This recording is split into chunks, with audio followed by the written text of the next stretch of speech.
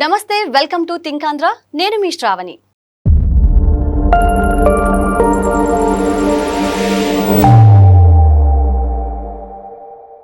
YCP నాయకుడు జోగి రమేష్ కల్తీ మద్యం కేసులో అరెస్ట్ అయిన సంగతి తెలిసిందే. అయితే ఆయన అరెస్ట్ అయినప్పుడు నేను బీసీని కాబట్టి అరెస్టు చేశారు, ఇదంతా రాజకీయ కక్ష సాధింపు అంటూ బీసీ టాపిక్ ని హైలైట్ చేయడానికి ట్రై చేస్తున్నారు. అసలు ఎందుకు కల్తీ మద్యం కేసులో బీసీ టాపిక్ ని హైలైట్ చేయడానికి ట్రై చేస్తున్నారు, అసలు వాళ్ళ వ్యూహం ఏంటి అనే ఈ విషయాలన్నీ తెలుసుకోవడానికి ప్రయత్నిద్దాం.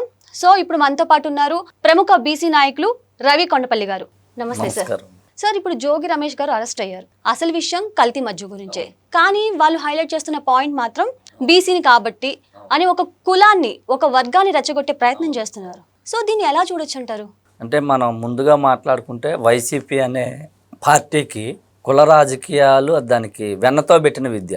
ఎందుకని చెప్తున్నానంటే, గతంలో ఒక ముఖ్యమంత్రి స్థానంలో ఉన్న వ్యక్తి జగన్మోహన్ రెడ్డి అందరికీ రోల్ మోడల్గా అన్ని వర్గాలని సమానంగా చూడాల్సిన వ్యక్తి కరోనా టైంలో స్థానిక సంస్థల ఎన్నికల వాయిదా వేశాడని ఒక ఎలక్షన్ కమిషనర్ స్వయం ప్రతిపత్తి కలిగి ఒక మంచి ఉన్నతమైన స్థానంలో ఉన్న వ్యక్తిని కమ్మ కులం కాబట్టే ఎలక్షన్ వాయిదా వేశాడని మాట్లాడిన వ్యక్తి జగన్మోహన్ రెడ్డి, వైసీపీ పార్టీ అధినేత. అలాంటి మెంటాలిటీ ఉన్న వ్యక్తి. అంతేకాదు ఇంకా మనం చూసుకుంటే గడిచిన 5 సంవత్సరాలు అమరావతి అంటే ఒక కులానికి సంబంధించిన రాజధాని, ఒక ప్రాంతానికి సంబంధించిన రాజధాని. ఇలాంటి గ్లోబల్స్ ప్రచారం చేయడంలో వాళ్ళు దిట్ట. దేని ఇష్యూనైనా చూడండి, మీరు కుల కోణంలోనే వాళ్ళు చూస్తారు. పైకి మాత్రం వాళ్ళు చెప్పేదంటే కులం చూడడం, మతం చూడడం, ప్రాంతం చూడడం అని చెప్తూనే ప్రతిదీ కుల కోణంలో చూస్తారు. అసలు నేరం చేసిన వాడికి కులం అనేది ఏ రాజ్యాంగంలోనైనా ఉందా? నేరం చేసిన వాడికి కులంతో సంబంధం ఏంటి? అసలు నేరస్తుడిలాగే చూడాలి తప్ప కుల కోణంలో మనము చూడకూడదు. జోగి రమేష్ ని అక్రమంగా గాని అన్యాయంగా గాని అణిచివేతతో మేము అరెస్ట్ చేయలేదు. అలా చేయాలి అంటే ఈ ప్రభుత్వం వచ్చిన వెంటనే జరగాలి. ఎందుకు ఈ ఉదాహరణ చెప్తున్నానంటే, ఒక మాజీ ముఖ్యమంత్రి, ప్రపంచం మెచ్చిన నేత, Z+ సెక్యూరిటీ ఉన్న వ్యక్తి, ఒక ప్రతిపక్ష నాయకుడిగా చంద్రబాబు నాయుడు గారు ఉంటే 100 కార్లు వేసుకొని చంద్రబాబు నాయుడు గారిని హతమార్చాలని జోగి రమేష్ అనే వ్యక్తి ఇంటి మీదకి వెళ్ళి నానా యాగి చేశాడు అధికారంలో ఉన్నప్పుడు. మరి ఆ కేసు తీసి మేము బయట అరెస్ట్ చేయొచ్చు కదా, కానీ మేము అలాంటి పరిస్థితి ఏమీ చేయలేదు. ఎందుకనంటే చట్టం తన పని తాను చేసుకొని పోతుంది. పాపం చేసిన ప్రతి ఒక్కడు కూడా ఒకరోజు శిక్ష అనుభవించాల్సిందే. కర్మ నుంచి ఎవరో తప్పించుకోలేరు. బైబుల్ కానీ, ఖురాన్ కానీ, భగవద్గీత ఏది చెప్పినా సరే మనకి ఏం చెప్పిందంటే, కర్మ నుంచి ఎవరో తప్పించుకోవడం అసాధ్యం. ఒక రోజు లేట్ అవ్వచ్చు కానీ ఖచ్చితంగా కర్మ నుంచి ఎవరు తప్పించుకోలేరు. అట్ ద సేమ్ టైం ఇతను అరెస్ట్ అవుతూ నేను బీసీ బిడ్డను కాబట్టి, గౌడ బిడ్డను కాబట్టి నన్ను అరెస్ట్ చేస్తా ఉన్నారు అంటున్నారు. మరి కల్తీ మద్యం దాగి చనిపోయిన బిడ్డల పరిస్థితి ఏంటి? కల్తీ మద్యం దాగి చనిపోయిన కుటుంబాల పరిస్థితి ఏంటి? వాళ్ళు ఎవరు? సాధారణ ప్రజలు, రెక్కాడితే గాని డొక్కాడిని బీసీ, ఎస్సీ, ఎస్టీ, మైనారిటీ బిడ్డల వాళ్ళు, రోజుకి 500 రూపాయలు 1000 రూపాయలు కూలి తెచ్చుకునే బిడ్డలు, ఆ కుటుంబానికి ఆధారమైన వాళ్ళు, కాయా కష్టం చేసుకొని ఒళ్ళు నొప్పులనో ఏదో రిలీఫ్ కోసం సాయంత్రం ఒక 90 క్వార్టర్ తాగితే దానిని నువ్వు ఆదాయ వనరుగా మార్చుకొని కల్తీ మద్యం తయారు చేసి వాళ్ళ మరణాలకే కారణమయ్యావు. ఈ రోజు నీకు నేను గౌడ బిడ్డని, నేను బీసీ బిడ్డని గుర్తొచ్చిందా? ఆ రోజు నీ ధనాపేక్షతో కల్తీ మద్యం తయారు చేసినప్పుడు గుర్తు రాలేదా? ఇందులో జయచంద్రారెడ్డి అని టీడీపీ ఇన్ఛార్జ్ ఉంటే అతని పార్టీ నుంచి బహిష్కరణ చేసి అతని మీద కూడా మేము కేసు నమోదు చేశాం కదా. ఇందులో వివక్ష ఏముంది? మా పార్టీ నాయకులు అని చెప్పి మేము పక్కన పెట్టుకోలేదు, వెనకేసుకోలేదు. తప్పు చేసిన వాడు ఎవడైనా సరే శిక్ష అనుభవించాల్సిందే చట్ట ప్రకారం. ఇందులో చట్టానికి ఎవరో చుట్టాలు కాదు, ఇందులో ఎలాంటి సందేహం కూడా లేదు. ఈ రోజు నువ్వు బీసీ బిడ్డని అంటున్నావు కదా, ఈ రోజు కూటమి ప్రభుత్వం వచ్చిన తర్వాత ముఖ్యంగా బీసీల్లో ఉన్న కుల వృత్తులైన గౌడ వృత్తిదారులకు న్యాయం చేయాలని మద్యం షాపుల్లో 10% కేటాయించారు. గడిచిన 5 సంవత్సరాలు కూడా మీరు ప్రభుత్వమే కల్తీ మద్యం అమ్మి ప్రభుత్వ ఆదాయం కనీసం ఏమాత్రం లెక్కలు లేకుండా ఈ రోజు దాని మీద కూడా విచారణ జరుగుతూ ఉంది. లిక్కర్ స్కామ్ మీద 1000 కోట్లు దోచుకున్న రోజు మరి గౌడ బిడ్డలు నీకు గుర్తు రాలేదా? ఆ రోజు ముఖ్యమంత్రిగా ఉన్న జగన్మోహన్ రెడ్డి నువ్వు ఎందుకు చెప్పలేదు? మా వాళ్ళు కళ్ళు గీత కార్మికులు ఈ వృత్తినే సాగిస్తా ఉన్నారు, వారికి లిక్కర్ షాపుల్లో వాటా కావాలని నువ్వు ఏ రోజున అడిగావా? గౌడ బిడ్డలకి, గౌడ బిడ్డల కోసం ఏ రోజున ప్రశ్నించావా? అమర్నాథ్ గౌడ్ అనే ఒక చిన్న బాలుడు వాళ్ళ అక్కని వేధిస్తున్నారని చెప్పి, అయ్యా మా అక్క జోలికి రాకండి, మా అక్క చదువుకుంటుంది, మా అక్కని మీరు ఇబ్బంది పెట్టకండి అని ప్రాధేయపడితే ఈ వైసీపీ కుర్రాలు కొంతమంది అమర్నాథ్ గౌడ్ నోట్లో పేపర్లు కుక్కి పెట్రోల్ పోసి సజీవ దహనం చేసిన రోజు నువ్వు నోట్లో నువ్వేం పెట్టుకున్నావు? ఆ రోజు నీకు గౌడ కులం గుర్తు రాలేదా? ఈ రోజు నువ్వు అరెస్ట్ అయ్యేసరికి ధనాపేక్షతో అక్రమ మద్యం తయారు చేయించి అరెస్ట్ అయ్యేసరికి నీకు గౌడ బిడ్డని, బీసీ బిడ్డని అణిచివేస్తున్నారు కక్షలతో అని చెప్తా ఉన్నావు. మీ కులం తీయడం ఈ రోజు కొత్త కాదు. మీ పార్టీ పుట్టకే కుల పునాదుల మీద పుట్టి కుల రాజకీయాలు చేస్తూనే ఉంది. అత్యున్నత పదవిలో ఉన్న న్యాయమూర్తికి కూడా కులం అంటగట్టిన ఘనత మీది. అమరావతి ఉద్యమ సమయంలో అమరావతి రైతులు హైకోర్టులోకి వెళ్ళి తీర్పులు తెచ్చుకుంటే వారికి కూడా కులాన్ని అంటగడితే ఆ రోజు మీ ప్రభుత్వంలోనే మీ వైసీపీ నాయకుల్ని కార్యకర్తలను అరెస్ట్ చేసే ఆ సంగతి గుర్తుపెట్టుకోండి. కుల రాజకీయాల care of address YCP party. ఈ రోజు తప్పు చేసిన వారిని ఎవరిని కూడా వదిలిపెట్టాం. ఇతను నేను గౌడని అంటున్నాడు కదా, నూజివీడులో నీవు గౌతు లచ్చన్న గారు అంటే తెలియని వారు ఉండరు. తెలుగు రాష్ట్రాల్లోనే దేశంలోనే మంచి పేరు. సర్దార్ పాపన్న గౌడు తర్వాత అంతటి బిరుదు పొందిన వ్యక్తి గౌతు లచ్చన్న గారు. సర్దార్ గౌతు లచ్చన్న గారు ప్రముఖ స్వాతంత్ర సమరయోధులు, బడుగు బలహీన వర్గాలకు ఆశాజ్యోతి. గౌతు కుటుంబం అంటే రాష్ట్రంలో ఒక గౌరవం. బీసీలందరికీ కూడా ఆదర్శప్రాయులైన గౌతు లచ్చన్న గారి విగ్రహాన్ని నూజివీడులో ఆవిష్కరణ చేయడానికి వెళ్ళావు, బాగానే ఉంది. మరి అదే గౌతు లచ్చన్న గారి విగ్రహం పలాసలో మీ మంత్రి ఆనాడు సిదిరి అప్పలరాజు ఎవరైతే ఉన్నారో గౌతు లచ్చన్న గారి విగ్రహాన్ని తొలగిస్తా ఉంటే నువ్వు నోట్లో ఏం పెట్టుకున్నావు? మరి అంతటి మహానుభావుడి విగ్రహాన్ని తొలగించకూడదు. ఇది గౌడ కులస్తులకి మనోభావాలు దెబ్బతింటాయి. ఇది గౌడ కులస్తుల్ని కించపరచడం, ఇది గౌడ కులస్తుల్ని అవమానపరచడం ఏ రోజైనా నువ్వు మాట్లాడావా?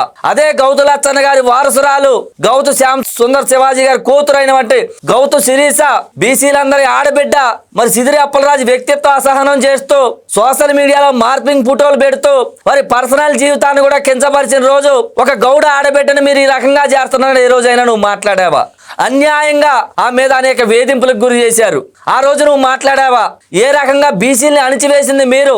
ఆ రోజు అచ్చెన్నాయుడు గారు ఎలాంటి తప్పు చేయకపోయినా ఆయన ఈ విచారణ మొత్తంలో ₹1 ఎక్కడా తీసుకున్నట్టు ఆధారాలు దొరకపోయినా సరే ఫైల్స్ ఆపరేషన్ చేయించుకొని ఉంటే ఒక తీవ్రవాదిని అరెస్ట్ చేసినట్లుగా అర్ధరాత్రి సమయంలో వెళ్ళి ఇంటి చుట్టూతా పోలీసులు మోహరించి గోడల దూకి వెళ్లి తలుపులు బద్దలగొట్టి ఆయన అరెస్ట్ చేసి ఫైల్స్ ఆపరేషన్ చేయించుకున్న వ్యక్తిని బ్లడ్ బ్లీడ్ అవుతుంటే 600 కిలోమీటర్లు మీరు ప్రయాణం చేయించారే.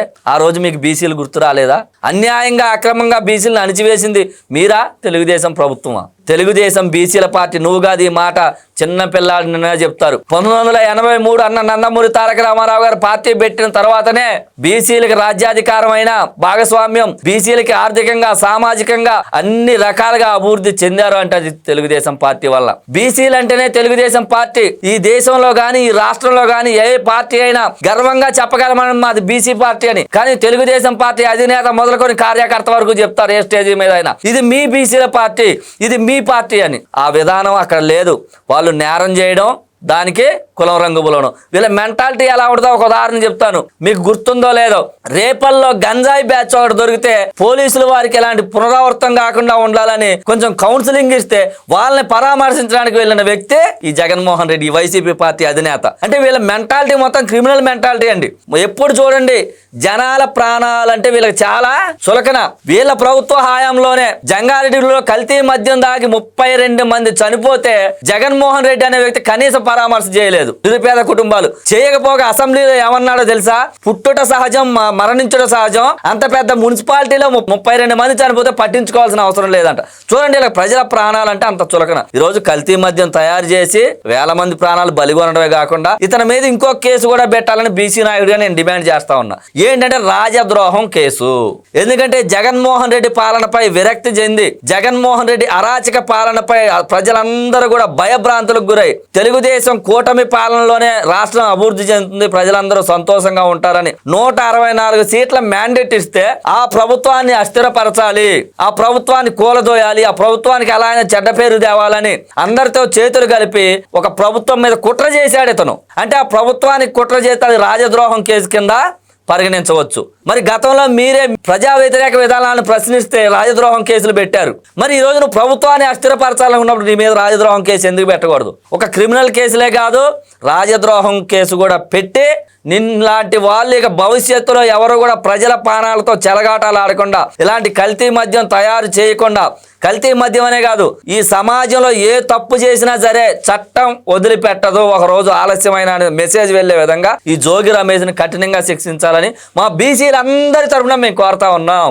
సార్ ఇంకొకటి చూస్తే ఆయన సీఎంకి వార్నింగ్ ఇస్తున్నారు, ఖబర్దార్ నీకు ఒక కొడుకున్నాడు, సో మేము బయటకు వచ్చిన దాని తర్వాత చెప్తాం అన్నట్టు. అంటే వీటిని అసలు ఎలా చూడొచ్చు? అంటే ఈ బెదిరింపు రాజకీయాల్ని అసలు ఎలా చూడాలంటారు? మీరు మొదటి నుంచి చూస్తా ఉన్నారు. ఈ వైసీపీ ప్రతిపక్షంలోకి వచ్చిన దగ్గర నుంచి జగన్మోహన్ రెడ్డి ఎక్కడికి వెళ్ళినా రప్పా ఫ్లెక్సీలో పట్టుకొని నరికేస్తాం, వస్తే రక్తపాతాలు చేస్తాం. ఇప్పుడు ఎవరైతే వీళ్ళని ప్రశ్నిస్తా ఉన్నారో, అరే బాబు మీరు గడిచిన 5 ఏళ్ళు అసలు ప్రజలను పట్టించుకోలేదా అని అడుగుతా ఉంటే ఈ రప్పా అనే విధానాన్ని ఒకటి తీసుకొచ్చారు. రాజకీయ పార్టీల్లో మంచి సంస్కృతి కాదు. సరే మీకు ఒక కొడుకున్నాడని చెప్తున్నారు కదా, గడిచిన 5 ఏళ్ళు మీరే అధికారంలో ఉన్నారు. 2014 to 19 నారా లోకేష్ గారు మా యువనేత, ఆయన ఏదైనా తప్పు చేసి ఉంటే ఆ రోజే మీరు విచారణ చేయొచ్చు కదా. ఈ రోజు మీకు ఒక కొడుకున్నాడంటే మీరు ఏ రకంగా బెదిరిస్తా ఉన్నారు ప్రజల్ని? అంటే ఒక విద్యాశాఖ మంత్రి యువ నాయకుడినే మీరు బెదిరించే స్థాయికి వెళ్ళారంటే సామాన్య ప్రజల పరిస్థితి ఏంటి? అసలు రేపు మీరు అధికారంలోకి వస్తే ప్రజల్ని ఎవరైనా బ్రతకనిస్తారా? వాళ్ళ అబ్బాయి కూడా ఎంతో వయసు లేదు, ఆ అబ్బాయి కూడా రేపు పొద్దున మీ అంతు చూస్తాం అనే పరిస్థితి. అంటే వైసీపీలో అందరికీ కూడా కక్ష సాధింపండి. ఈ ప్రభుత్వం ఇలా చేస్తుంది, కూటమి ప్రభుత్వం. మేము వస్తే ఇంతకంటే మెరుగైన పాలన అందిస్తాం, ఎందుకంటే మెరుగ్గా మీకు ఇంకా సంక్షేమం చేస్తాం, ఇంకా కంపెనీలు తీసుకొని వస్తాం, యువతకు ఉపాధి కల్పిస్తాం. ఇలాంటి ప్రకటనలు వారి నోటి నుంచి రావు. ఎంతవరకు బెదిరింపు ధోరణి, హత్య రాజకీయాలు. ఈ రోజులకు కూడా వారిలో మార్పు రాలేదు. అందుకే వారిని సైకో పార్టీ అంటారు అందరూ. అందుకే ఇప్పుడు చూసారా, మేము ఒక బ్లూ బుక్ అన్నారు, దాని తర్వాత డిజిటల్ బుక్ అన్నారు. ఆ బుక్స్ అన్ని మెయింటైన్ చేస్తున్నాం, మేము వచ్చామంటే మీ అందరి మీద చర్యలు తీసుకుంటామని వాళ్ళు బహిరంగంగానే ప్రకటిస్తున్నారు. అసలు ఇలాంటి విషయాల్ని ఎలా అండి, అంటే ప్రజలకు అసలు వాళ్ళు ఏ సందేశం ఇవ్వాలనుకొని ఇలాంటి ప్రకటనలు చేస్తున్నారంటారు? ఒక రకంగా చెప్పాలంటే మా కూటమి ప్రభుత్వం మంచితనం కూడా ఒక కారణం అవుతా ఉంది. అసలు అలాంటి ప్రకటనలు చేసినప్పుడు వారి మీద వెంటనే కేసులు నమోదు చేయాలి. కానీ ఇలానే కక్ష సాధింపు, రాజకీయ వేధింపులు అంటారని, సరే కొన్నాళ్ళకైనా వారు ఇప్పటికే ప్రజలు బుద్ధి చెప్పారు 11 సీట్లు ఇచ్చి, అయినా వారిలో మార్పు రావడం లేదని మేము కూడా చాలా ఓపికగా ఎదురు చూస్తా ఉన్నాం. అదేసారి శాంతి భద్రతల విఘాతంగా అధికారులను కూడా బెదిరించడం వీళ్ళు. ఒక సిఐ స్థాయి వ్యక్తిని, డిఎస్పీ స్థాయి వ్యక్తిని స్టేషన్లకు వెళ్ళి మన పేరున అని మచిలీపట్నంలో సిఐని వేలు పెట్టి చూపిస్తూ, అంటే వీళ్ళ ధోరణి ఇంకా మారలేదు. ఇంకా మేము అధికారంలో ఉన్నాం అనే భ్రమల్లోనే ఉన్నారు. అట్ ద సేమ్ టైం కూటమి ప్రభుత్వం కూడా ఈ అరెస్టులు జరగడం వల్ల రాష్ట్రంలో ఏదైనా అల్లర్లు జరిగి ఈ అలజడులు నిరసనలు జరిగితే మన రాష్ట్రానికి ఇలా ప్రతిష్టాత్మకంగా ఎన్నో పెద్ద కంపెనీలు పెట్టుబడులు వస్తున్నాయి అని ఒక మంచి ఆలోచనతో వీళ్ళుంటే రాష్ట్రాన్ని ఎలా అయినా అస్థిరపరచాలి, పెట్టుబడులు రాకుండా ఆపాలి, ఈ రాష్ట్రం అభివృద్ధి చెందకూడదు, ఎప్పటికీ కూడా ప్రజలు అభివృద్ధి చెందకూడదు అనే ఆలోచనతో ఈ రాష్ట్రంలో ఒక విధ్వంసం సృష్టించాలనే ప్రణాళికతోనే వీళ్ళు ఇలాంటి ప్రకటనలు, రెచ్చగొట్టే ప్రకటనలు చేస్తా ఉన్నారు. ఖచ్చితంగా ఇవన్నీ ప్రజలు గమనిస్తా ఉన్నారు.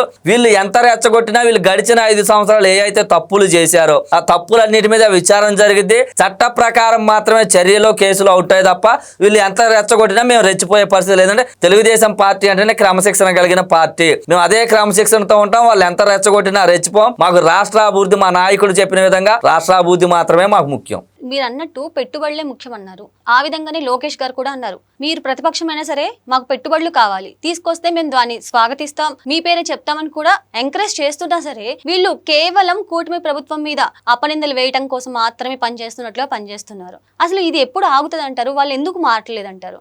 అలా మారాలనే మనస్తత్వం వాళ్ళకి లేదండి. రాజకీయ పదవి ఆకాంక్ష తప్ప ప్రజలకు మంచి చేయాలనే ఆలోచన లేదు. ఒక సామెత ఉంటది, ఇల్లు చక్కదిద్దుకున్న తర్వాత బయటకు వచ్చి చక్కదిద్దాలంట. వాళ్ళ ఇంట్లోనే వాళ్ళ తల్లిని చెల్లిని గెంటేసినాడు ఆ వైసీపీ పార్టీ అధినేత జగన్మోహన్ రెడ్డి. ప్రజల మీద ప్రేమ ఉంటుందా? మనల్ని మనం ప్రేమించుకోకపోతే, మన కుటుంబ సభ్యులు మనం ప్రేమించకపోతే బయట ప్రజలను ప్రేమించగలమా? రాష్ట్రాన్ని ప్రేమించగలమా? వాళ్ళకి ఆ విధానం లేదు. తల్లిని చెల్లినే గెంటేసినాడు. అతను ఒక ఆర్థిక ఉగ్రవాది. అతనికి డబ్బు, అధికారం ఈ రెండు కావాలి. డబ్బుతో అధికారాన్ని చేయించుకోవాలి. అధికారం ఉంటే అక్రమ కేసుల నుంచి తప్పించుకోవచ్చు.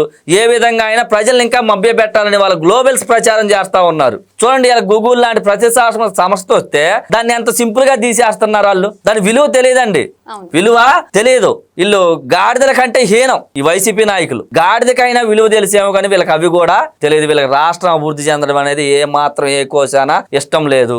రాష్ట్రం ఎప్పుడూ కూడా అధోగతి పాల్లో ఉండాలి వీళ్ళకి. అందుకే రాష్ట్ర విభజన జరిగిన సమయంలో కూడా ఈయన ఏనాడు రాష్ట్రం కోసం పోరాడిన దాఖలాలు లేవు. మొన్న 5 సంవత్సరాలు ప్రత్యేక హోదా అడిగిన దాఖలాలు లేవు. కేంద్రం నుంచి నిధులు తెచ్చిన దాఖలాలు లేవు. కరోనా సమయంలో ప్రజలను రక్షించిన దాఖలాలు లేవు. ఎంతవరకు ఆ తాడేపల్లి ప్యాలెస్ లో కూర్చొని పబ్జీ గేమ్ ఆడుకుంటూ లిక్కర్ మీద నాకు ఎంత వస్తుంది, శాండ్ మీద ఎంత వస్తుంది, మైనింగ్ మీద ఎంత వస్తుంది, ఇవి లెక్కలు వేసుకోవడం వాళ్ళ క్వార్టరీ. ఇవాళ బహిరంగంగా వాళ్ళ వైసీపీ నాయకులు చెప్పుకుంటున్నారండి, మమ్మల్ని ఎవరిని కూడా దగ్గరికి రానివ్వలేదు. ఆ క్వార్టరీ అంతా చుట్టూ చేరి ఆ డబ్బుల దగ్గరే తేడాలు వచ్చాయి. మాకు కనీసం అపాయింట్మెంట్ కూడా లేదు. ఈ రోజుకి కూడా అపాయింట్మెంట్ ఇవ్వని పరిస్థితి. అతను ముఖ్యమంత్రిలా ఫీల్. అసలు రాష్ట్రంలోనే అందుబాటులో ఉండడు నేత. రాష్ట్రంలో ఉండిన నాయకుడు ఈ రాష్ట్రం గురించి మాట్లాడుతూ ఉంటాడు. అలాంటి వ్యక్తి ఈ రాష్ట్రంలో ఉండడం మన దురదృష్టకరం. ఈ ప్రజలు చేసుకున్న దురదృష్టకరం. మీరు అంటున్నారు కాబట్టి రాష్ట్రంలోనే ఉండరు అని. మొన్న మొంతా తుఫాన్ అప్పుడు కూడా అంతే. అది అయిపోయిన వారం రోజుల తర్వాత నిన్న వెళ్ళి పరామర్శిస్తున్నారు. సో అప్పుడు కూడా ఒక ప్రమాదం జరిగింది. వారం తర్వాత పరామర్శించి చంద్రబాబు గారు వెంటనే వెళ్ళిపోయి పరామర్శించారు. అయినా సరే అలాంటి మనిషి మీద ఈయన నిందలు వేస్తున్నారు. దీన్ని అసలు ఎలా అర్థం చేసుకోవాలంటారు? వైసీపీ పార్టీకి ఇంకొక పేరు ఉంది, మీకు తెలుసు, శవ పార్టీ అని. వీళ్ళంతా వాటి కోసం ఎదురు చూస్తూ ఉంటారు. ఒక బాధ్యత కలిగిన నాయకుడు అయితే ఆయన మాజీ ముఖ్యమంత్రి. ఇలాంటి పరిస్థితి వస్తున్నప్పుడు దేశం మొత్తం కూడా చాలా ఉత్సుకత, ఏం జరుగుద్దో, అయ్యో ప్రజలు ఎలా అని చూస్తున్న సమయంలో గౌరవ ముఖ్యమంత్రి నారా చంద్రబాబు నాయుడు గారు, పవన్ కళ్యాణ్ గారు, విద్యాశాఖ మంత్రి నారా లోకేష్ గారు నిరంతరం ఆర్టీజీఎస్ సెంటర్లో ఉండి అధికారుల్ని, కార్యకర్తలని, నాయకులందరినీ అలర్ట్ చేసి ప్రకృతి నుంచి వచ్చే ప్రమాదాలు మనం ఆపలేం, కానీ నష్టాన్ని మాత్రం తగ్గించగలం సురక్షితంగా ప్రజలు తరలించడం కోసం. అలాంటి పరిస్థితుల్లో కూడా ఈయన ఎక్కడైనా పిలుపునిచ్చాడా? పిలుపునివ్వకపోవడమే కాకుండా వాతావరణం సహకరించలేదని హెలికాప్టర్లో బెంగళూరు నుంచి రావడం మానేశాడు. బెంగళూరు నుంచి కారులో రాకూడదా? ఈయన కార్లు లేవా? ఈయనకి ప్రజల మీద ప్రేమ లేదు. ఏమైనా జరిగితే వచ్చి ప్రభుత్వం మీద బురద జల్లాలని కాచుకొని ఉన్నాడు. చంద్రబాబు నాయుడు గారి యొక్క సమర్థతతో, దేవుని యొక్క దయతో ఈ రాష్ట్రానికి ఎలాంటి హాని జరగలేదు. కొంత పంట నష్టం జరిగింది తప్ప ఎక్కడా ప్రాణ నష్టం కానీ ఏమీ జరగలేదు. ఇక ఏం చేయాలో పాలుపోక ఈ వారం తర్వాత వచ్చి ఆ పంటల గురించి తెలియదు, ఆ వ్యవసాయం గురించి ఏం తెలియదు, ఏమీ తెలియకపోయినా ఒక స్టంట్ అన్నమాట, గ్లోబల్స్ ప్రచారం. ఎక్కడో వేరే జిల్లాలో ఉన్న వ్యక్తిని తీసుకొచ్చి ఇక్కడ పెట్టి 20 ఎకరాల పొలం వేశారని మాట్లాడిస్తూ ఉన్నారు. ఇవాళ ఈ డిజిటల్ మీడియా యుగంలో ఏదైనా సరే వెంటనే బయటకు వచ్చేద్ది. వీళ్ళకి ఎప్పటికీ కూడా ప్రశాంత్ కిషోర్ ఆర్టిస్టులతోనే పనిచేస్తున్నారు తప్ప నిజమైన ప్రజలతో మమేకం అవ్వడం, నిజమైన ప్రజల కష్ట సుఖాలు తెలుసుకోవడం, ఒక బాధ్యతమైన ప్రతిపక్ష హోదా లేకపోయినా సరే బాధ్యతమైన ప్రతిపక్షంగా ఉండడం అనేది వాళ్ళకి రాదు, ఇక జరగదు కూడా అది భవిష్యత్తులో. So thank you sir, thank you so much. నమస్తే.